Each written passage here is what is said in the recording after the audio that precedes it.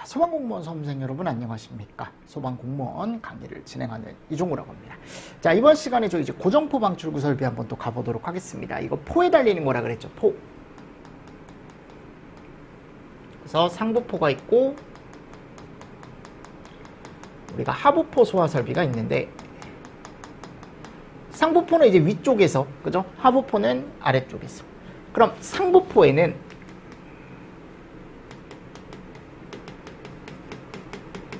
방출구 종류가 1형, 2형, 특형이 있고 하부포에는 3형과 4형이 있다라고 제가 설명을 드렸습니다. 그래서 그냥 한번 읽어보겠습니다. 1형 방출구가 뭐고 2형 방출구가 뭐고. 자, 1형 방출구 같은 경우는 이제 상부포인데 콘루프 탱크에 달린대요. 그죠? 근데 여기 가보면 탱크 액면 위에서 방출된 포를 포트러프, 튜브 이런 부속 설비를 이용하여 유면상으로 신속히 전개되어 덮어주게 함으로써, 자, 이런 것들이 포트러프 또는 튜브라는 애래요. 또는 이제 홈통이라고 얘기합니다. 아셨죠? 그래서 상부포 주의법의 포 방출구도 약간 미끄럼틀처럼 이렇게 그림이 있으면 얘가 이제 1형. 자, 그리고 2형 방출구. 얘도 콘루프 탱크에 달린대요. 그죠? 근데 여기는 여기 챔버라는 부분이 있습니다. 여기가 이제 포를 만드는 부분이에요. 생성하는 챔버라는 부분이 있고 여기에 딥블랙타, 반사판이라는 게 달려서 포가 여기서 이제 뭉게뭉게 이렇게 나오는 거거든요. 그럼 반사판에 튀어서 이런 식으로 이제 액면을 덮는 요게 이제 2형 방출구. 얘도 상부포입니다. 그리고 CRT에 달린대요. 그죠? 상부포 CRT.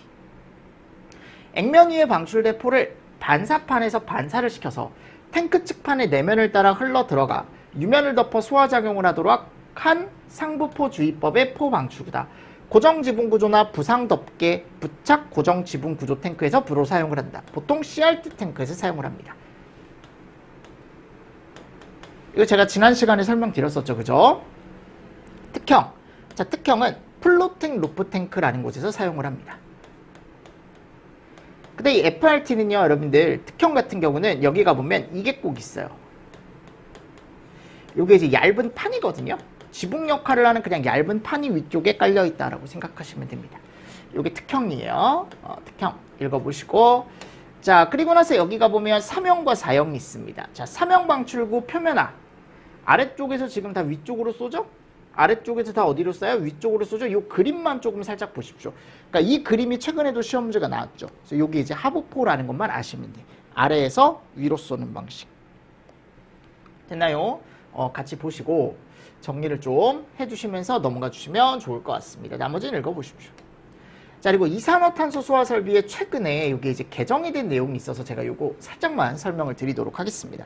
어차피 설치 기준이고 자세한 설치 기준은 우리 쪽에서 안 봐도 되지만 그래도 이게 이제 신설이 됐기 때문에 한 번 정도는 체크를 좀 하시고 가시면 좋을 것 같아서. 자, 우리가 이산화탄소 소화 설비가 위험한 이유가 제가 뭐라고 했냐면 기본적으로 CO2 가스가 방출이 됐을 때 사람이 그걸 인지할 수 있어야 된다 그랬잖아요. 뭐 냄새로라든지 또는 이제 우리가 이제 보통 얘기했을 때 눈으로라든지. 근데 이제 무색무취이기 때문에 그게 쉽지가 않았다. 그죠? 그래서 최근 들어 이제 하나 생긴 게 뭐냐면 요걸 설치를 해줘라. 자, 이름이 뭐예요?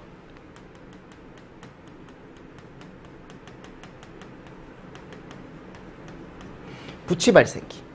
냄새를 발생할 수 있는 부치 발생기라는 걸 설치를 해주래요. 그죠? 그래서 보세요. 방호구역 내에 이산화탄소 소화약제가 방출이 된다. 그러면 후각을 통해 이를 인지할 수 있도록 부치 발생기를 다음 어느 하나에 해당하는 방식으로 꼭 설치를 해줘라 라고 나와 있습니다. 그죠? 그럼 부치 발생기를 소화약제 저장용기실에 소화배관에 설치하여 소화약제 방출에 따라 부치제가 혼합되도록 하는 방식이다. 그죠? 이런 방식을 설치할 수 있대요. 혼합 방식. 그러니까 약제가 나갈 때 거기다 이제 부치제를 섞어서 냄새가 나게. 맞습니까? 자, 소화약제 저장용기실 내에 소화배관에 설치를 해줘라라고 되어 있고요. 그리고 이 부치 발생기는 사람들이 점검이나 관리가 쉽게 설치를 해줘라라고 되어 있습니다. 맞나요? 그리고 방호구역별로 선택 밸브 직후 2차 측 배관에 설치를 해줘라. 그래서 우리가 이제 방호구역 안에 가보면 이렇게 이제 방호구역을 선택할 수 있는 이런 선택 밸브가 있다 그랬죠? 그럼 여기 2차 측에 2차 측에 우리가 부치 발생기를 설치를 해줘라라고 되어 있고, 다만 선택 밸브가 없으면 집합 배관에 그냥 설치할 수 있다라고 나와 있죠. 그쵸? 다섯 번째, 방호구역 내에 부치 발생기를 설치하여 이산화탄소 소화 설비의 기동에 따라 소화약제 방출 전에 부치제가 방출되도록 하는 방식도 따로 있대요. 그러니까 이런 것들은 그냥 읽어보십시오. 그러니까 부치 발생기 설치 기준이 따로 생겼다라는 거. 그러니까 이제는 냄새가 나게. 그러니까 제가 CO2 같은 경우도 도시가스처럼 그 특유의 그 냄새가 좀 있어야 된다라고 말씀을 드렸잖아요. 그죠? 근데 그게 없기 때문에 사고가 났을 때 피해가 더 컸는데, 어떻게 보면 현장에서 요거를 이제 빠르게 받아들여서 만들었죠. 부치 발생기라는 기준을. 그래서 이런 것도 한번 그냥 읽고 가시면 좋지 않을까라고 생각을 합니다. 그래서 8월 14일 날 바뀐 거니까 같이 좀 정리를 해 주시면서 넘어가 주시면 좋을 것 같고요. 자, 뒤쪽에 이제 우리 OX 문제 한번 같이 가보도록 하겠습니다. OX. 자, 그럼 OX 같은 경우는 이제 거기서 우리가 이제 정리할 거. 첫 번째 보십시오. 소방시설의 종류로는 소화설비, 경보설비, 피난구조설비, 소화용수설비, 소화활동설비가 있다. 완벽하죠. 5개. 완벽하게 들어가 있죠. 그죠? 자, 물분무 등 소화설비에는 물분무, 미분무 들어가죠. 근데 얘는 안 들어가지. 스프링클러는 포함이 되지 않죠. 그죠? 세 번째, 소화활동 설비의 종류에는 재연, 연결송수관, 연결살수, 비상 컨센트, 무선통신 보조 설비, 연소 방지 설비가 있다. 오케이. 소화활동 설비의 종류 제가 꼭 암기를 해주셔야 된다라고 말씀을 드렸죠. 네 번째, 소화기의 보행거리는 소형은 20m, 대형은 몇 m? 30m. 맞죠? 그럼 요거 하나 잘 정리를 좀 해주시면서 넘어가 주시면 좋을 것 같습니다. 보행거리 잘 보시고요. 있나요? 그리고 다섯 번째, 소화기 중 분말 소화기와 과항성 소화기는 사용 온도 범위가 이렇다라고 했는데, 분말과 강화액은 영하 20도에서 40도까지. 맞나요? 이렇게 되어 있죠? 그러니까 이게 잘못된 거죠. 맞습니까? 자, 그리고 여섯 번째, 옥내 소화전에 사용하는 가압송수 장치의 종류에는 펌프, 가압수조, 고가수조, 압력수조. 맞죠? 그죠? 그러니까 펌프에 이제 가압송수 장치 종류가 제가 이렇게 있다라고 말씀을 드렸었고, 7번, 옥외 소화전 설비는 고층 건축물의 사용이 불가능하죠. 가능하다가 아니지. 그치? 불가능하죠.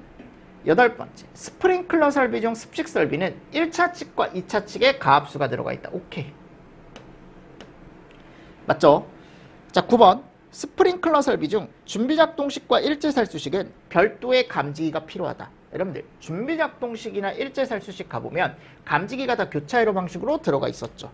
그죠? 맞는 얘기죠? 다음 10번, 미분물한 물입자 중 99%의 누적 최적 분포가 300 마이크로메타 이하. 그러니까 여기 가보면 얘가 400이죠. X. 맞나요? 자, 11번, 포소화약제 혼합 방식의 종류에는 라인, 프레셔, 펌프 프로포셔너, 프레셔 사이드, 압축 공기포, 믹싱 챔버 방식이 있다. 그러니까 지금 총 5가지. 오케이. 그치. 12번. 이산화탄소 소화 설비의 분류 중 방출 방식의 종류에는 전역, 국소, 호스릴이 있다. 이것도 맞는 얘기죠. 그죠. 13번. 할로겐화합물 및 불활성 기체 소화 설비는 사류 위험물이 아니고 삼류와 몇류? 5류. 14번, 분말 소화 설비 중, 그죠? 정압작동 장치는 용기 내부 압력이 적정압에 도달하면 주밸브를 개방시켜주는 역할을 한다. 그러니까 14번에 갔을 때도 이런 얘기가 다 맞는 얘기죠. 그죠? 15번, 할론 소화 설비는 더 이상 사용하지 않는다. 할론 소화 설비 더 이상 사용하지 않는다라고 제가 말씀드렸습니다. 자, 그리고 16번, 옥내 소화전 설비에서 솔레노이드 밸브 설치하지 않죠. 그죠? 솔레노이드 밸브는 일반적으로 우리가 가스계 쪽에서 얘기를 하죠. 또는 스프링클러 쪽에도 있고요. 그죠? 기동용 수압 개폐 장치의 종류에는 압력 챔버가 있다. 오케이. 18번, 건식에는 리타팅 챔버를 설치한다. 아니죠. 어디에만 설치해요? 습식에만 설치하죠. 그죠? 맞습니까? 자, 19번. 이산화탄소 소화 설비의 화재 감지기, 선택 밸브, 방출 표시 등 압력 스위치, 이런 것들 다 들어가 있죠. 자, 그리고 20번. 펌프 프로포셔너 방식은 펌프와 발폭이 중간에 설치된 벤츄리관의 벤츄리 작용에 의해, 자, 이거 뭐예요? 라인이죠, 라인. 그러니까 이건 X죠, X. 맞나요? 네, 이런 것들 같이 또 보시면서 넘어가 주시면 좋겠죠. 다음 기출 OX. 옥내수화전 설비에는 솔레놀 이거 아니라 그랬죠. X. 2번 체절운전 시 수온 하강을 방지하기 위해. 수온 하강을 왜 방지해? 맞습니까? 자, 세 번째 흡입관의 구경을 작게 하면 손실이 커져 공동현상이 발생하게 된다. 오케이. 네 번째 수격작용 방지를 위해, 수격현상 방지를 위해 수격방지기와 서지탱크 설치하죠. 5번 광경이 축소가 되면 유속이 증가하고 압력 변동시 또한 증가하여 수격현상이 발생한다. 이것도 맞는 얘기죠. 6번 리타팅 챔버의 역할은 역류 방지이다. 아니죠, 여러분들. 리타팅 챔버는 제가 아까 뭐라 그랬어요? 역류 방지가 아니고 우리가 이제 보통 얘기할 때 오동작 방지, 그죠? 습식에만 설치하는 거죠. 그리고 준비작동식 스프링클러 설비는 감지기가 있고 2차 측이 폐쇄형 헤드이다 라고 되어 있습니다. 맞죠? 8번 스프링클러 설비 중 습식과 건식에는 감지기를 설치하지 않습니다. 그죠? 우리가 감지기 설치하는 건 일제와 준비밖에 없다 그랬어요. 9번 일제살수식에는 폐쇄형 아니죠. 10번 습식에는 1차 측과 2차 측의 가압수. 오케이. 습식엔 물이 가득 차 있죠. 그죠? 자, 이런 것도 같이 보시면서 넘어가 주시면 좋을 것 같고. 자, 그리고 나서 이제 11번 보도록 하겠습니다. 포소화 설비에서 펌프 토출관에 압입기를 설치하여 포소화약제 압입용 펌프로 포소화약제를 압입시켜 혼합하는 방식은 프레셔 사이드 프로포셔널 방식이다 라고 되어 있습니다. 이것도 맞는 얘기죠. 그죠? 12번 포소화약제 혼합 방식 중 펌프와 발폭이 중간에 설치된 벤츄리관의 벤츄리 작용에 의해 포소화약제를 흡입 혼합하는 방식은 펌프 프로포셔널 방식이다. 이것도 우리가 이제 보통 얘기했을 때 X. 왜냐하면 이렇게 벤츄리관의 벤츄리 작용이라고 얘기한다면 얘는 뭐에 대한 거야? 라인에 대한 거지. 무슨 말씀인지 아시겠죠? 이거 잘 정리를 해두시면서 넘어가 주시면 좋겠죠. 자, 그리고 나서 이제 13번 보도록 하겠습니다. 팽창비란 최종 발생한 포 수용액 최적을 원래 포 최적으로 나눠준 값을 얘기한다. 요거 반대로 돼 있죠. 그죠? 그러니까 이거는 여러분들 우리가 포 최적을 뭘로 나눠주는 거예요? 수용액 최적으로 나눠주는 거죠. 반대죠, 반대. 자, 그리고 14번 연성계란 대기압 이상의 압력과 대기압 이하의 압력을 측정할 수 있는 계측기를 얘기한다. 그러니까 이것도 여러분들 우리가 연성계에 대한 정의만 확실히 알고 있으면 풀 수 있는 거죠. 진공계는 대기압 이하, 그죠? 연성계는 두 개다. 슈퍼바이조리 판넬은 습식이 아니고 준비작동식. 산알칼리 소화기는 가스계가 아니고 수계, 그죠? 이런 것들이 지금 다 잘못된 거예요. 17번 CO2 소화 설비는 이런 것들로 구성이 된다. 화재 감지기, 선택 밸브, 방출 표시 등 압력 스위치. 오케이, 제대로 들어가 있죠. 18번 CO2 기동용 가스는 압력 스위치 및 자동 폐쇄 장치를 작동시키는 역할을 한다. 그러니까 이게 여러분들 지금 봤을 때 18번도 잘못된 게 기동용기 가스는 얘네들을 작동시켜주는 애가 아니죠. 그럼 기동용 가스는 뭐를 열어주는 애예요? 저장용기를 열어주는, 저장용기. 맞죠, 여러분들? 얘는 저장용기를 열어주고, 그리고 우리가 이제 또 얘기했을 때 선택 밸브를 열어주는 애죠. 전역 방출 방식에서 환기 장치는 CO2가 방사되기 전에 정지가 돼야 되고, 음향 경보 장치와 방출 표시 등 당연히 전역 방출일 때 필요하죠. 맞나요? 같이 또 보시면서 넘어가 주시면 될 것 같습니다. 됐나요? 그리고 이런 것들도 같이 보시면서 넘어가 주시고. 자, 됐습니다. 자, 그리고 나서 이제 챕터 12 한번 가보도록 하겠습니다. 챕터 12. 그럼 챕터 12 같은 경우는 이제 우리가 또 새로운 설비, 경보 설비로 갑니다. 소화 설비보다는 좀 더 심플하게 볼 수 있죠. 그쵸? 그래서 여기 경보 설비에 가보면 제일 처음 나오는 게 뭐야? 비상경보 설비. 그럼 비상경보 설비는 시험 문제 잘 안 나온다 그랬죠. 자, 얘 나올 거면 자탐이 나올 거야. 얘가 나올 바에야 여러분들 자탐이 나오는 게 맞아요. 그러니까 기본적으로 원래 그렇게 시험 문제가 나오죠. 자탐이 훨씬 더 시험 문제가 많이 나오죠. 그럼 비상경보 설비가 안 나오는 이유는 뭐냐? 얘는 화재 발생 사실을 어떻게만? 그렇지. 자동이 안 돼요. 뭘로만? 수동으로만 알려주는 애죠. 그래서 여기 보시면 화재 발생 사실을 수동으로만 감지해서 경보를 해준다. 벨이나 사이렌으로. 그러니까 얘는 뭐가 없다라고 생각하시면 되냐면 얘가 없어요.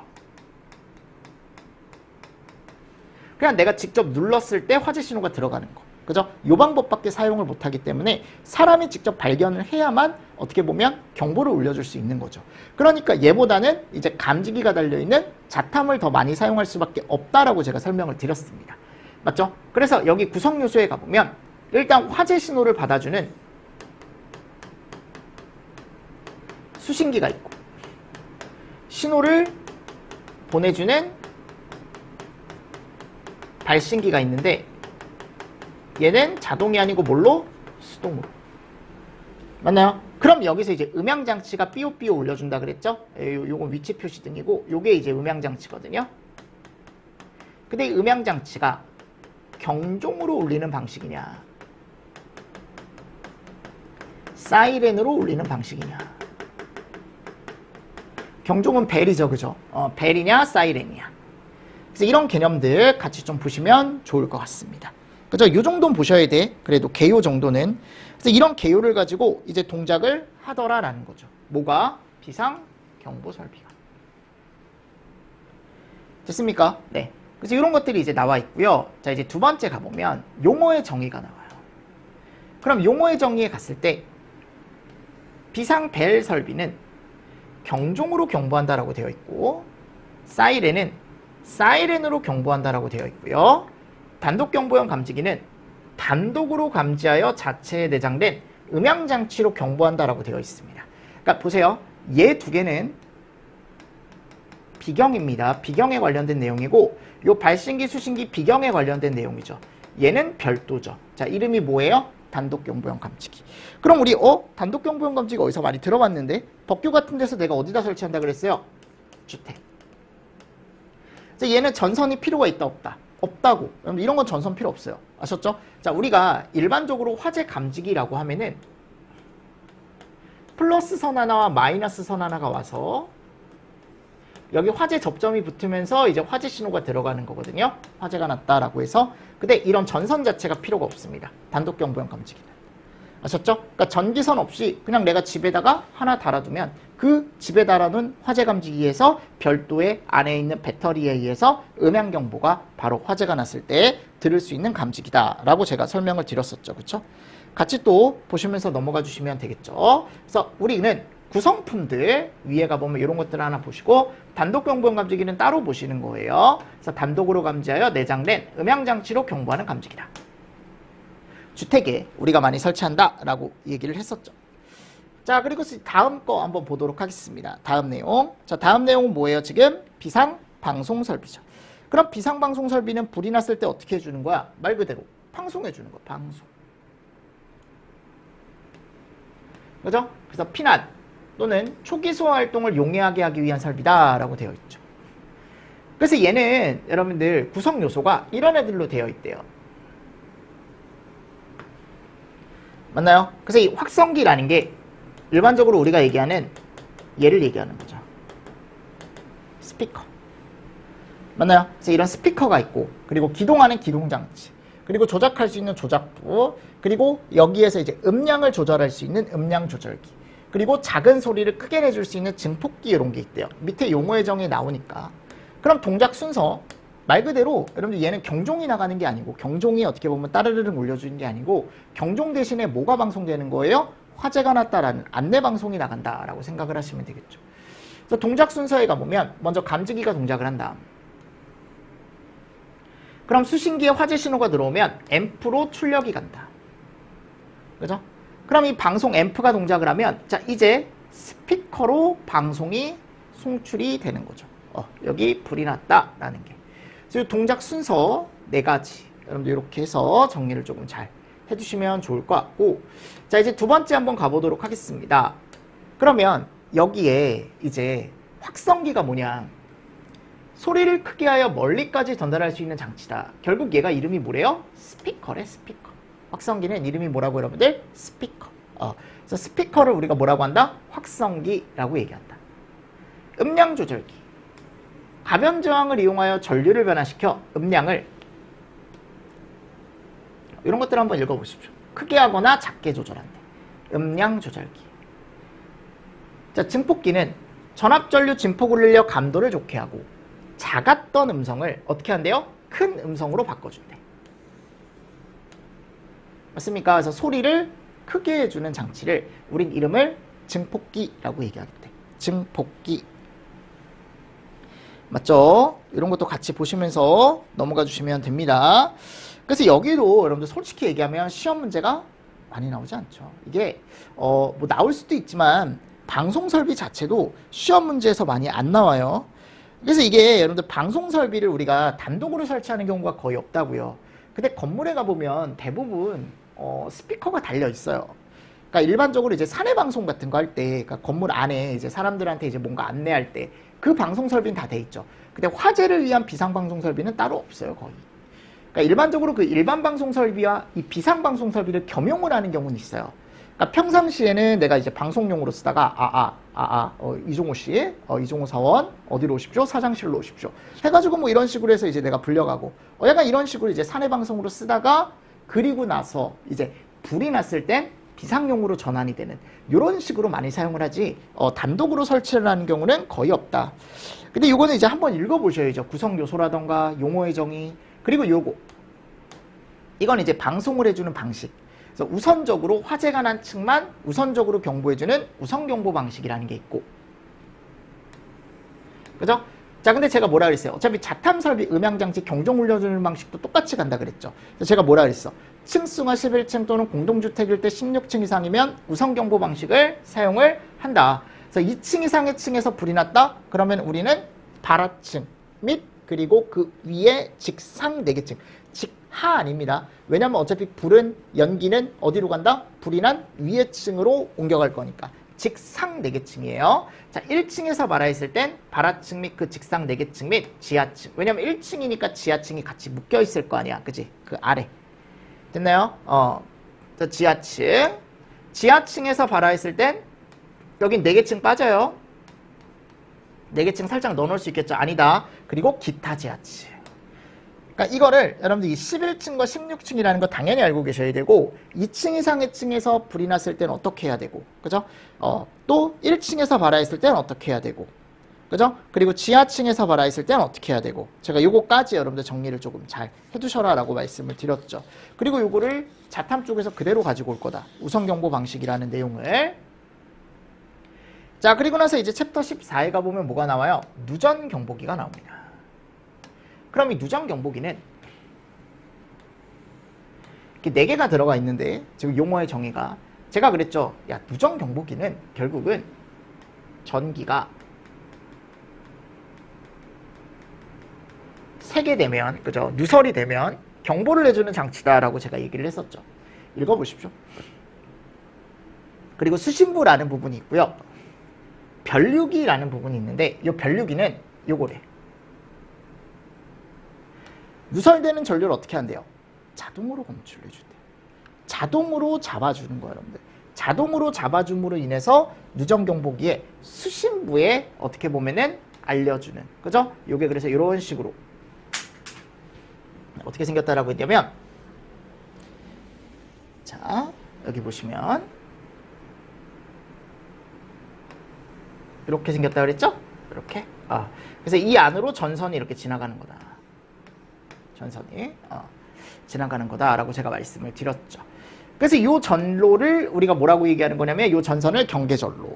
요거는 정의 정도 보십시오. 예전에도 제가 얘기했습니다. 그냥 변류기가 어떤 부분이고 수신부가 어떤 부분이고 경계전로가 뭔지만 잘 알고 계시면 된다. 이거 왜냐하면 우리 소방 쪽에서는 얘기 잘 안 합니다. 근데 이제 있다라는 건 아셔야지. 경보설비에 이게 있다라는 거 정도는 아셔야 된다라고 제가 설명을 드렸었고요. 자, 그리고 챕터 15에 가보면 자탐과 시각경보장치가 나와요. 그죠? 자탐 설비와 시각경보장치가 나오는데, 여기 가보면 어차피 우리가 경보설비에 갔을 때 시험 문제는 대부분 다 여기서 나온다 그랬죠. 자탐. 맞나요? 그럼 이 자탐 설비에 갔을 때, 보십시오. 설비 개요 및 구성 요소라고 나와 있습니다. 자, 자탐 설비는 화재에 의해 발생되는 열, 연기 또는 화염, 불꽃에 대하여 감지기가 스스로 화재를 인식한대요. 그러니까 자동으로 화재를 인식하기도 하고, 맞나요? 또는 이제 얘를 통해서 얘도 가능하다 그랬죠? 맞습니까? 그래서 이렇게 되면은 음향장치가 작동을 한다. 벨이나 사이렌이라는. 그러면 초기 소화와 피난이 가능하게 된다라고 제가 얘기를 했었죠. 그죠? 그래서 여러분들이 건물 같은 데 가보면 천장을 쳐다봐 보시라고. 그러면 이렇게 이제 플라스틱, 뭔지는 모르겠지만 약간 플라스틱이 이런 식으로 생긴 플라스틱이 있어요. 얘가 다 감지기라고요. 그래서 얘네들이 다 뭘로 연결돼 있어요? 전선으로 다 연결이 돼 있는 거야. 어디하고? 수신기 쪽하고. 그리고 지나가다 보면 이런 거 보신 적 있을 거예요. 얘 이름이 뭐예요? 발신기죠. 그죠? 그래서 얘 누르면 어디로 화재 신호가 들어가요? 수신기로 화재 신호가 들어가는 거예요. 그래서 내가 예를 들어 화재가 발생했다라고 한다면 결국은 화재가 발생하면 자동으로 얘가 열이나 연기나 불꽃을 감지하는 거죠. 그러니까 이게 감지기야, 여러분들. 열 감지기라던가 또는 연기 감지기 또는 이제 불꽃 감지기라는 게 있다고요. 그럼 열 감지기는 열을 감지하는 말 그대로, 연기 감지기는 말 그대로 연기를 감지하는 애고, 불꽃 감지기는 말 그대로 불꽃을 감지하는 애죠.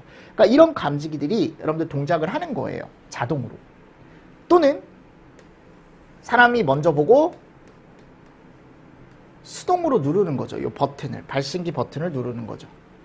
맞죠? 그럼 얘가 화재 신호가 들어가요. 어디로? 여기로. 맞습니까? 그럼 수신기 쪽에 이제 화재 신호가 들어온다 그랬죠? 화재 신호가. 그래서 여기에 표시등이 들어오는데 보통 P형일 때 화재 표시등이 들어오고, 그리고 지구 표시등, 지구등이라는 게 들어와요. 그러니까 화재 표시등이라는 건 등이, 여기 등에 불이 들어와요. 화재. 그리고 지구등이라는 건 내가 거기가 1층에서 불이 났으면 1층에 불이 들어오는 거예요. 이렇게 불이. 2층에 불이 났으면 2층 표시등에 불이 들어와요. 3층에 불이 났으면 3층 표시등에 불이 들어옵니다. 아셨죠? 그래서 얘가 이제 표현이 되고, 그리고 이런 애들 울려주는 거죠. 그래서 음향장치는 여러분들 이 수신기 위에 관리자가 들을 수 있는 주 음향장치가 있고, 그리고 우리 내실자들이 들을 수 있는 지구 음향장치가 있다라고 제가 예전에도 말씀을 드렸습니다. 하여튼 이렇게 이제 음향장치가 따르르릉 하고 울려주게 되면서 관리자도 불났네? 라고 알 수 있는 거고, 또 이제 건물의 제실자들도 야 어디에 뭔가 상황이 생긴 것 같아, 불났네? 불이 났나? 라고 할 수 있는 거죠. 그죠? 우리가 얘를 뭐라고 얘기한다? 자동화재 탐지 설비라고 얘기한다고요. 그래서 우리가 이제 핵심 부품에는 이런 것들이 있다고. 발수 중감음,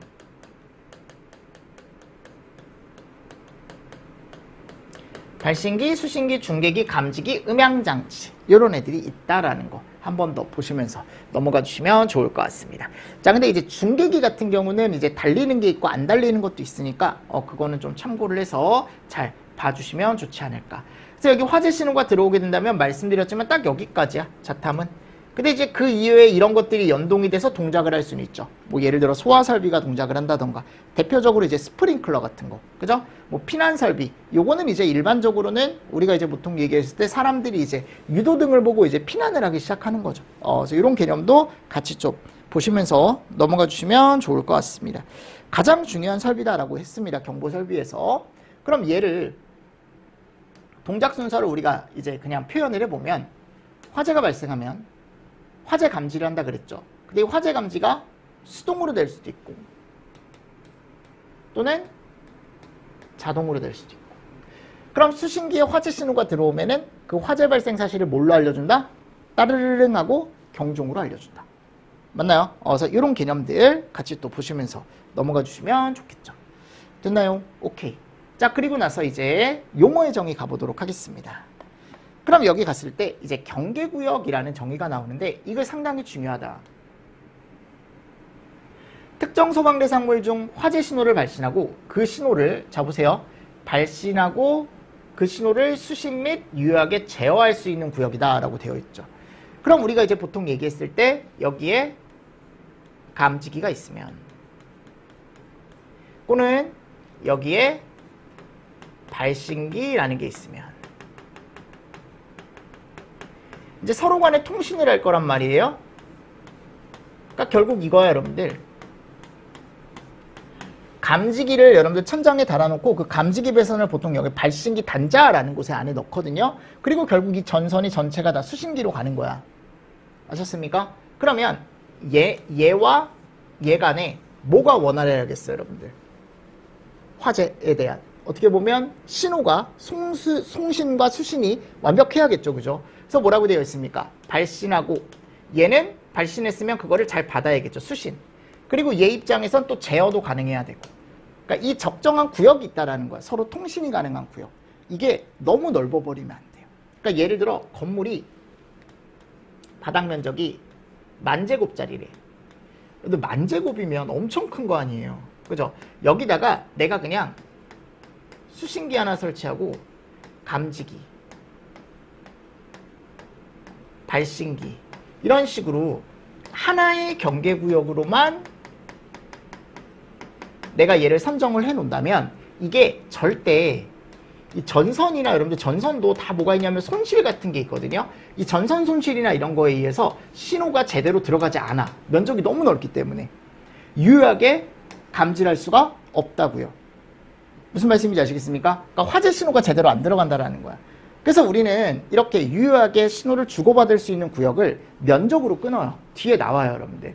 그래서 우리가 경계구역이라고 하면은 하나의 경계구역의 면적은 뭐 600으로 해라. 근데 이게 면적은 600인데 한 변의 길이로 따지면 뭐 50m로 해라. 이런 기준이 뒤에 나온다고요. 아셨죠? 그러니까 이거를 경계구역은 여러분들이 뭐를 보셔야 되냐면 요거 발신, 수신, 제어. 요거를 유효하게 할 수 있는 구역이다. 서로 송수신이 유효하게 될 수 있는 구역을 우리가 뭐라고 얘기한다? 경계구역. 경계구역. 알고 계셔야 됩니다. 됐죠? 그래서 이런 것들이 나와 있고요. 자, 그리고 두 번째, 수신기에 대한 정의가 나와 있습니다. 수신기. 그럼 수신기는 감지기나, 보세요. 발신기에서 발하는 화재 신호를 직접 본인이 직접 수신하거나, 그죠?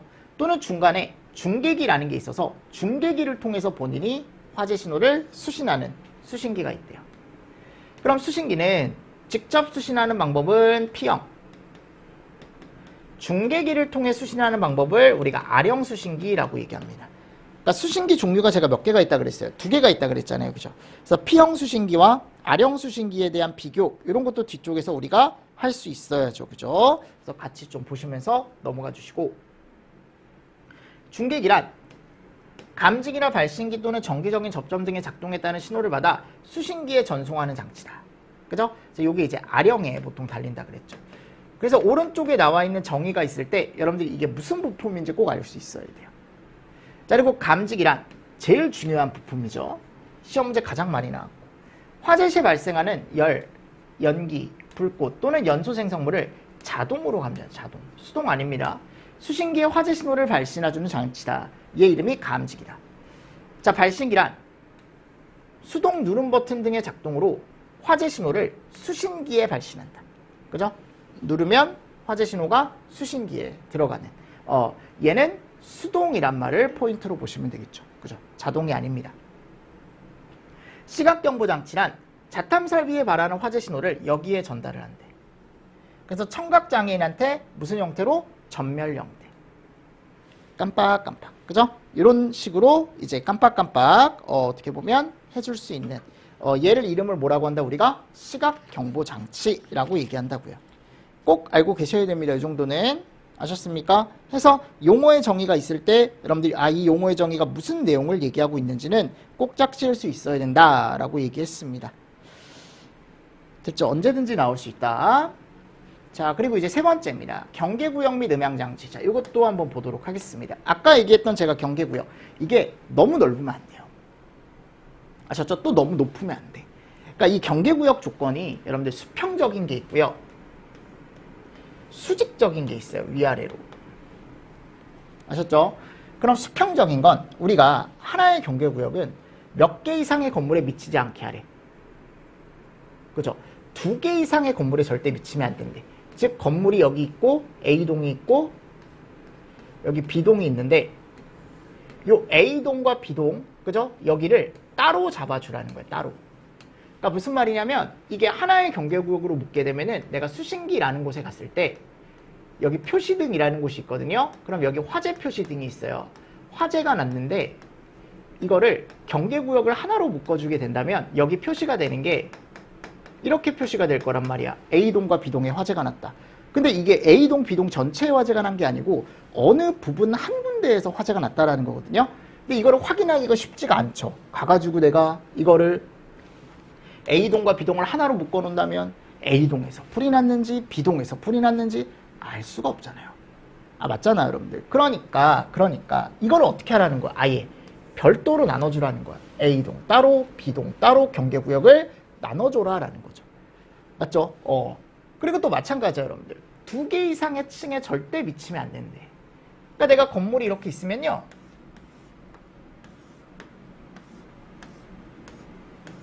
맞습니까? 그럼 여기 1, 2, 3, 4, 5인데 내가 만일 얘네를 그냥 다 하나의 경계구역으로 묶어준다면 표시등에 표시가 됐을 때 화재가 나고 화재 표시등에 불이 들어오고 여기 경계구역을 표시하는 지구등에 불이 들어오는데 여기에 얘를 다 묶어놨대. 예를 들어 그럼 여기에 불이 들어왔다. 그거는 여러분들 말도 안 되는 게 1, 2, 3, 4, 5층에 불이 났다라는 게 이제 표시가 되는 거죠. 근데 이렇게 되면 관리자가 확인이 안 되잖아. 1층에서 불이 났는지 2층에서 불이 났는지 맞습니까? 그래서 꼭 얘를 1층 따로 2층 따로 3층 따로 4층 따로 5층 따로 표현이 될 수 있게 해줘라 라는 거예요. 아셨죠? 그래서 여기가 보면 각 층, 각 건물 이런 개념들 나와 있고 근데 여기 이런 얘기가 나와요. 두 층을 합쳤더니 500이 안 된대. 그럼 2개 층을 하나의 경계구역으로 선정할 수 있대요. 그러니까 뭐 예를 들어 여기가 200이고 여기가 300이다 라고 한다면 이 2개는 그냥 하나의 경계구역으로 볼 수 있대요. 뭐 이런 개념도 나와 있고 그리고 요거 잘 보시라 그랬죠? 하나의 경계구역 면적은 600 이하로 하래. 그리고 50으로 하래. 길이는. 다만 주된 출입구 내부에서 제가 주출래라고 얘기했죠. 내부 전체가 다 보이면 요거 50에 1000 그리고 지하구는 몇 메타? 700m 이런 개념들. 그래서 이제 우리가 봤을 때요 이거야. 내가 예를 들어 어떤 층에 갔는데 그 층을 위에서 바라보니까 여기 바닥 면적이 1000제곱이 1000제곱 여기 50m 여기 50m였대요. 예를 들어 당연히 이게 1000제곱은 아니지만 1000제곱은 아니지만 왜냐면 50 곱하기 50 하면 1000제곱이 나올 수가 없죠. 그냥 문제를 만들어 보는 거야. 그러면 이렇게 하면 또 오해할 수 있으니까 20m로 하겠습니다. 그죠? 곱해서 또 1000 됐죠? 자 그럼 여기 보십시오. 이게 1000이죠. 그죠? 그럼 지금 여기 경계구역 요 층의 경계구역은 몇 개로 나눠줘야 되는 거냐면 여기가 지금 한 변의 길이는 다 50 안으로 들어와요. 그러니까 이거는 신경 쓸 필요 없어. 근데 면적이 지금 1000을 넘었잖아. 그러면 이렇게 끊어주면 되는데 이렇게 하면 조금 불편하니까 그냥 500씩 이렇게 되면 여기 1번 경계구역 2번 경계구역 나눠주면 요 1번 경계구역 바닥면적 600 안 됐죠? 한 변 길이 50 안 됐죠? 그죠? 여기도 마찬가지 500 600 안 됐죠? 그리고 길이도 10m 밖에 안 되니까 결국은 맞죠? 그러니까 2개 경계구역으로 나눌 수 있다라는 게 나오는 거야. 무슨 말씀인지 아시겠습니까? 그래서 이게 또 면적이 너무 넓으면 안 되는데 한 층에 각 층마다 우리가 경계구역을 하되 또는 이제 이런 것도 나올 수 있죠. 예를 들어 여기가 600인 거야. 여기가 60이고 여기가 10m래요. 맞죠? 자 이렇게 되면은 예를 들어 자 보세요. 면적은 상관없어요. 면적은 600이니까 600제곱 이하에 들어왔으니까. 근데 길이가 50m가 넘었죠. 그럼 이럴 때는 또 얘를 잘라줘서 여기 30 여기 30 무슨 말씀인지 아시겠습니까? 이런 식으로 이제 간다라는 거지 내 말은. 그리고 지하구의 경우는 하나의 경계구역 길이를 몇 메타로 하래요? 700으로 하래. 700. 자, 이런 것도 같이 보십시오. 이런 개념. 지하구는 예전에 시험 문제가 나온 적이 있습니다. 뭐 예를 들어 2000m래요. 지하구가. 그럼 경계구역 몇으로 하겠느냐? 700으로 그냥 나눠주는 거야. 그럼 2.뭐뭐뭐 나올 거 아닙니까? 그래서 우리 3개. 이런 식으로. 됐죠? 자, 여기 이제 수평적 경계구역이에요. 수평적 경계구역. 자, 그리고 나서 이제 수직적 경계구역입니다. 자, 수직적 경계구역은 위아래라 그랬죠. 위아래. 위아래로 왔다 갔다 할 수 있는 공간. 그래서 계단이냐 경사로냐. 근데 이 경사로엔 에스컬레이터 경사로, 우리 마트 가면 이렇게 카트 끌고 올라가는 요 에스컬레이터 경사로도 포함이 된다. 그래서 엘리베이터 승강로, 린넨슈트, 파이프 피트 및 덕트, 기타 이와 유사한 부분에는 별도로 경계구역을 해라. 즉 이 수평적인 경계구역과는 별도로 수직적 경계구역을 산정을 해줘라 라고 나와 있는 거예요. 아셨죠? 자, 그러면 계단 경사로는 우리가 밑에 가보면 뭐라고 나와 있습니까? 45m. 높이가 계단 경사로만 정해져 있는 거고, 지하층의 계단 및 경사로는 별도로 또 하나의 경계구역으로 산정을 해주래. 근데 지하층의 층수가 1일 경우는 제외다라고 나와 있고, 그죠? 그럼 이 두 개를 가지고 제가 이제 문제를 하나 보는데, 예를 들어 건물이 이렇게 있는 거예요. 건물이 이렇게 있는데 여기 계단이 있대요. 계단. 아셨죠? 여기 5층짜리 건물이래요. 5층짜리 건물이고 여기 지하에 어이구 계단이 또 있고 여기는 지하 2층까지 있대요. 지하 2층. 됐죠? 여기 계단이에요. 그리고 이 건물에는 엘리베이터가 한 대가 있대. 엘리베이터. 그러니까 엘리베이터는 수직적인 공간이죠. 그죠? 여기에서 예를 들어 엘리베이터가 여기에 이제 도래를 타고 왔다 갔다 하는 거죠. 예를 들어. 그죠? 그리고 여기 바닥 면적이 1000이래. 그리고 여기는 한변 길이가 50m가 안 된대요. 아셨죠? 그러니까 면적만 잘 고려를 해주시면 되는 거고요. 그리고 여기 층고가 하나 층고가 3m씩이래. 3m. 한 개 층고가. 그러니까 이 한 층 높이가 3m씩이래요. 자, 그럼 이 그림에서 경계구역의 개수는 하면, 자, 일단 수평적인 경계구역은 하나가 1000씩이니까 얘를 600으로 나눠주면 결국 총 2개의 경계구역이 나오겠죠. 그죠? 한 층마다. 근데 얘가 하나, 둘, 셋, 넷, 다섯, 여섯, 7개 층이니까 총 14개의 경계구역이 나오는 거고. 자, 수직적인 경계구역은 일단 엘리베이터는 높이를 따질 필요가 없어요. 엘리베이터는요, 별도로 경계구역을 선정하되 얘는 높이가 중요한 게 아니야. 그냥 개수가 중요한 거야. 엘리베이터 한 개네? 한 개. 끝. 근데 계단 있죠. 계단은 꼭 높이를 따져줘야 돼. 그럼 지금 3m씩 5개 층, 지상층. 얘가 몇 메타? 45m마다 하나의 경계구역. 이게 지상층 따로 해줘야 돼요. 그래서 여기 가보면 뭐라고 나와 있냐면 45m 이하로 하는 거예요. 지금 경계구역을. 근데 지하층은 별도로 하라 그랬잖아요. 그럼 이게 또 지하층은 3m 곱하기 2개 층. 한 개. 그럼 총 3개가 나오는 거죠. 수직적인 건. 맞습니까? 수평적인 건 14개. 그럼 다 합치면 몇 개? 17개의 경계구역이 나오는 거지. 근데 이게 만일 지하 1층이잖아요? 그러면 이거는 지하를 별도로 볼 필요 없어요. 무슨 말씀인지 아시겠죠? 그래서 그때는 그냥 여기다가 6개 층으로 계산을 해서 그냥 한 개가 끝인 거야. 지하 1층일 때.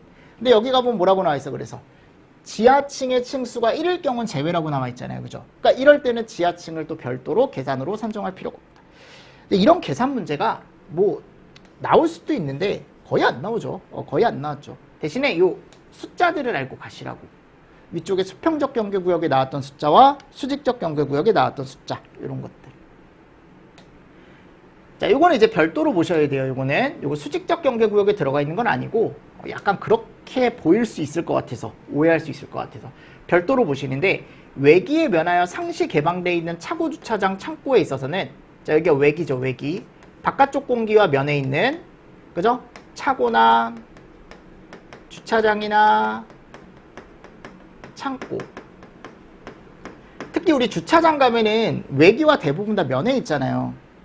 맞잖아요, 여러분들. 그럼 이 외기와 면에 있는 부분은 5m 미만 부분, 여기에서 5m, 여기서 5m. 그죠? 요 안쪽 외기와 면에 있는 부분으로부터 5m 미만은 경계구역의 면적에 산입하지 않는데, 그러니까 거기는 길이로 따지지 않겠다라는 거죠. 그리고 음향장치. 자, 요거는 주음향장치는 제가 아까 수신기 부근에 설치를 한다 그랬죠. 근데 지구음향장치는 요거는 제실자들이 들을 수 있게. 그죠? 설치하는 음향장치고 우선경보 방식에 대한 건 뭐하고 동일하대요? 우리가 비상방송 설비에서 봤던 거하고 동일하대. 그러니까 잡탐 설비와 동일하다? 뭔가 이상하다. 그치?